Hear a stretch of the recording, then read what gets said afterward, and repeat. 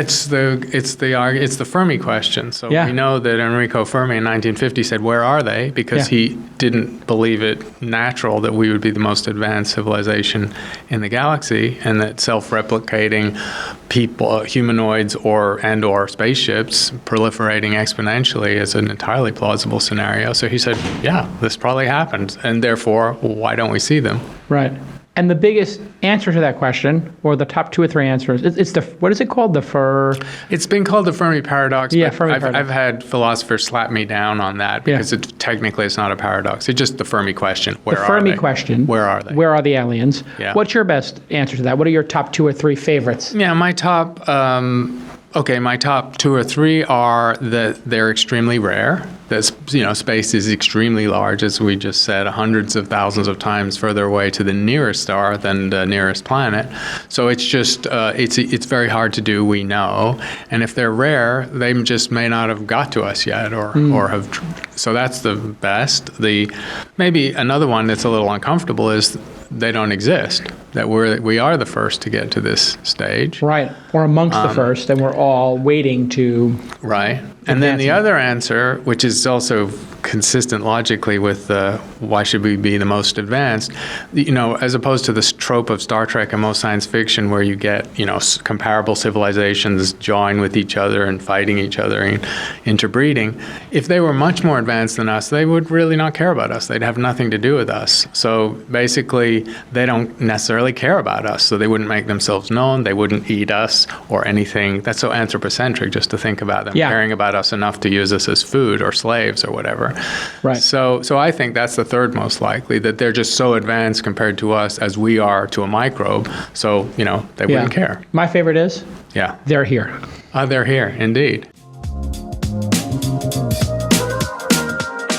Hey everybody, let me take a moment to tell you about one of my addictions. Yes, that's right, something that I cannot live without and that I have to do literally every day. And that is Audible. I am addicted to the spoken word. Obviously, I am a broadcaster here doing This Week in Startups, 104 episodes a year. I like conversations. I like learning. I like nonfiction. Sometimes I like fiction too, don't get me wrong. But boy, am I a nonfiction junkie. I love Audible because on my way to work, on my way home from work, when I'm walking, I'm trying to do a lot of steps with my Fitbit here. And I love to listen to something that enriches my mind, my life, and my spirit.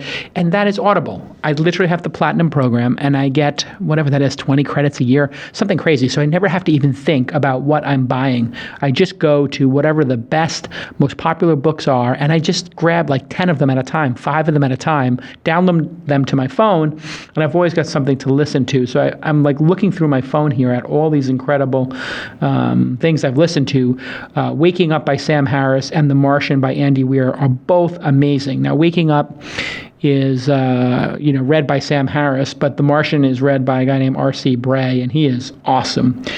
There are other books in my collection here that I want to point out. One of them is Building Great Sentences. Now, this is something that I would never have come across, but they have this thing called the Great Courses. I don't know what this is. I just stumbled upon it. But, I'm a writer, and I try to improve my writing, and there's some news coming about my writing, maybe a book. And I was really thinking about how I structure sentences. And so I got this book on building great sentences.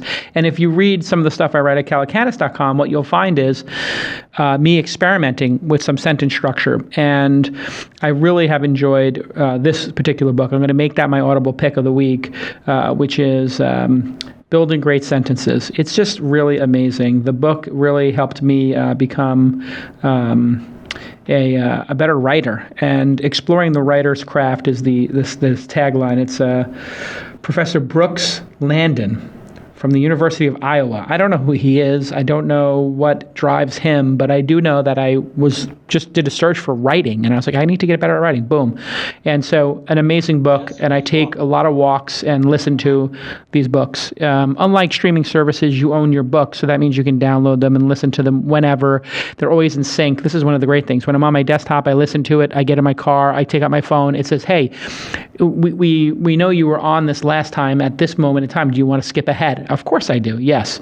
So anyway, that's my recommendation. Go ahead and get a free audio book at audible.com/twist, audible.com/twist. You get a 30-day trial membership. Download my book of the week, which is Building Great Sentences, Exploring the Writer's Craft from the Great Courses.